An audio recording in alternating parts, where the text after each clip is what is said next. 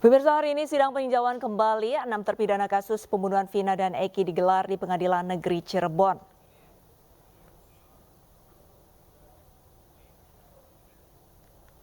Sidang perdana ini dihadiri 6 terpidana yakni Eka Sandi, Eko Ramadhani, Hadi Saputra, Supriyadi, Jaya dan Rivaldi Aditya Wardana. Dalam sidang hari ini, kuasa hukum terpidana menyiapkan novum sebagai pembelaan kliennya. Keenam terpidana bersikukuh mereka tidak bersalah. Mereka juga menegaskan bahwa Vina dan Eki meninggal dunia akibat kecelakaan.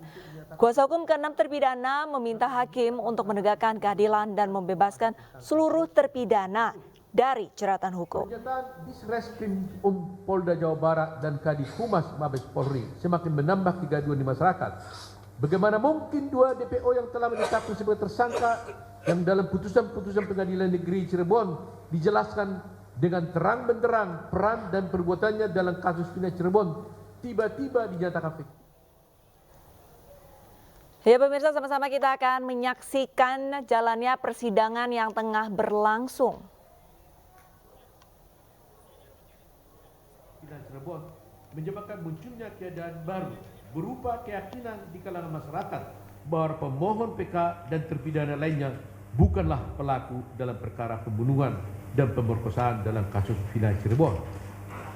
Keyakinan sebagian masyarakat yang menyatakan para pemohon PK dan terpidana lainnya bukanlah pelaku dalam peristiwa pembunuhan dan pemerkosaan dalam kasus Vina Cirebon makin kuat setelah permohonan pra-peradilan kuasa hukum Peggy Setiawan dikabulkan pengadilan berdasarkan putusan Pengadilan Negeri Bandung nomor 10 Pit/2024 PNBDG.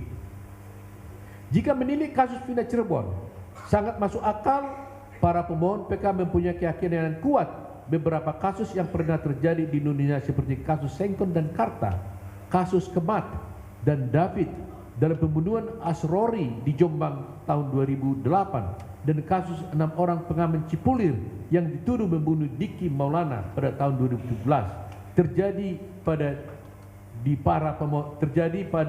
diri para pemohon PK. Karena setidaknya terdapat beberapa persamaan fakta yang menyertai kasus-kasus itu dengan kasus Vina Cirebon, yaitu semua terpidana atau tertuduh adalah orang miskin yang tidak memiliki akses kepada keadilan. Kedua, pengungkapan peristiwa dan penetapan tersangka tidak melalui metode scientific crime investigation. Ketiga, penghukuman atas pelaku lebih didasarkan pada hanya pengakuan tersangka belaka. Yang perlu digarisbawahi dalam pengungkapan kasus-kasus terdahulu seluruhnya diungkap dengan adanya mengandalkan pengakuan para terpidana. Untuk sampai pada adanya pengakuan tersangka atau terdakwa atau terpidana, metode penggunaan kekerasan dan pemisahan kerap menjadi pilihan yang paling mudah. Sedangkan penggunaan metode scientific crime investigation bukan pilihan terbaik yang dilakukan. Hal ini disinyalir terjadi dalam kasus Vina Cirebon, di mana proses pengungkapan atau pembuktian awal tidak didukung proses scientific crime investigation. Hal mana diakui dengan tegas oleh Kepala Kepolisian Republik Indonesia atau Kapolri ketika menyampaikan arahan di hadapan wisudawan STIK PTIK yang dibacakan oleh Wakapolri Komjen Agus Andrianto pada acara wisuda STIK PTIK pada hari Kamis 20 Juni 2024 yang lalu. Bahwa yang paling naif jika proses pengungkapan atau pembuktian awal kasus Vina Cirebon justru berangkat dari kerasukan atau kesurupan teman korban Vina yang bernama Linda yang terjadi pada hari ketiga pasca kematian Vina. Dalam kesurupannya itu Linda menerangkan bahwa yang merasuki tubuhnya adalah arwah Vina dan di hadapan kakak kandung Vina yang bernama Marliana. Linda menerangkan secara detail kejadian yang menimpa Vina. Rekaman suara kesurupan Linda itu kemudian direkam oleh Marliana dan diserahkan kepada saksi Rudiana, dan keesokan harinya saksi Rudiana beserta bawahannya melakukan penyelidikan peristiwa kematian Eki dan Vina ke lokasi sekitar tempat kejadian perkara. Walaupun proses Cirebon ketika menangani peristiwa kematian Eki dan Vina sudah sampai pada kesimpulan bahwa kematian Eki dan Vina adalah diakibatkan oleh kecelakaan lalu lintas tunggal. Apabila benar, sekali lagi, apabila benar penyelidikan Ya pemirsa, kita ke informasi lainnya. Pelanggan KRL komuter lain di Jabodetabek masih harap-harap cemas terkait wacana kenaikan tarif yang muncul dalam buku nota keuangan RAPBN 2025. Namun pihak Kereta Komuter Indonesia menyatakan masih menunggu keputusan Kementerian Perhubungan sebagai pemangku kebijakan.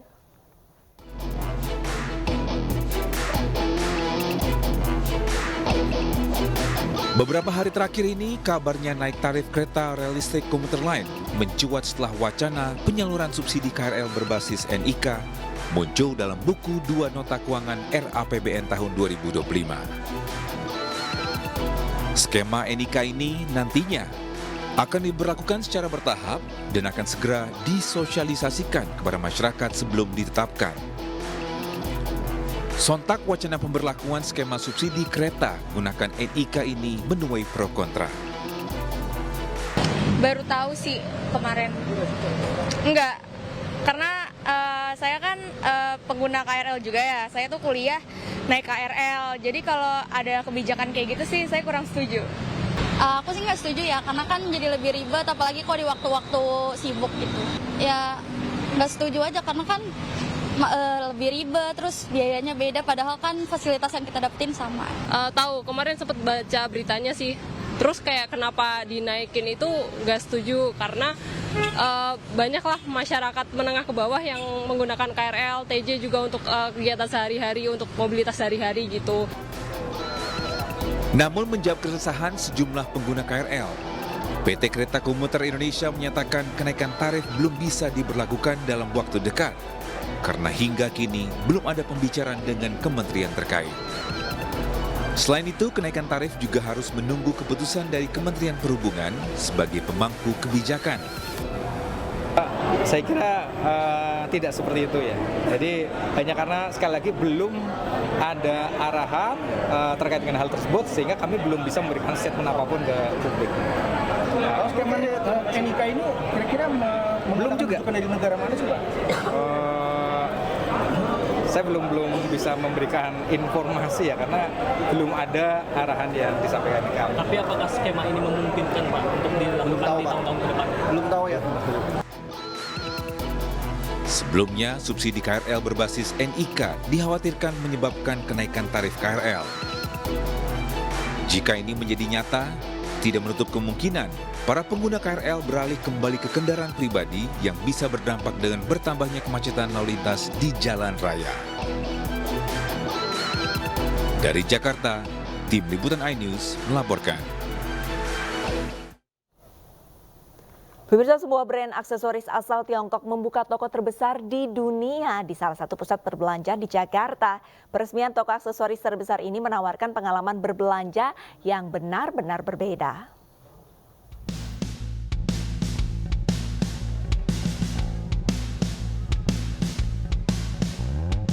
Brand aksesoris ternama asal Tiongkok, Miniso, membuka toko retail terbesar di dunia.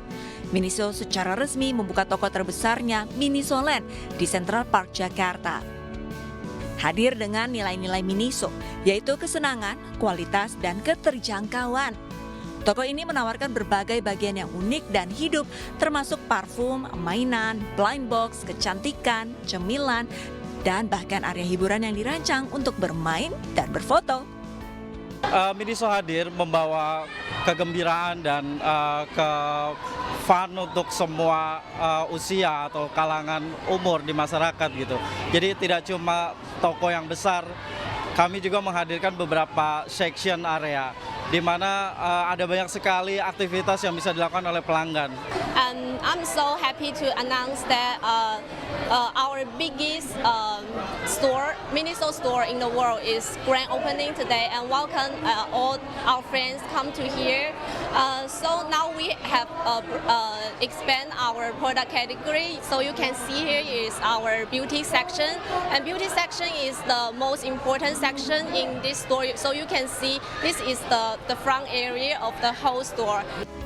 Desain toko yang memiliki berbagai bagian membawa kebahagiaan bagi setiap pengunjung dan menjadikannya destinasi wajib bagi keluarga dan individu. Dari Jakarta, Aya Nufus, Nadifa, iNews melaporkan.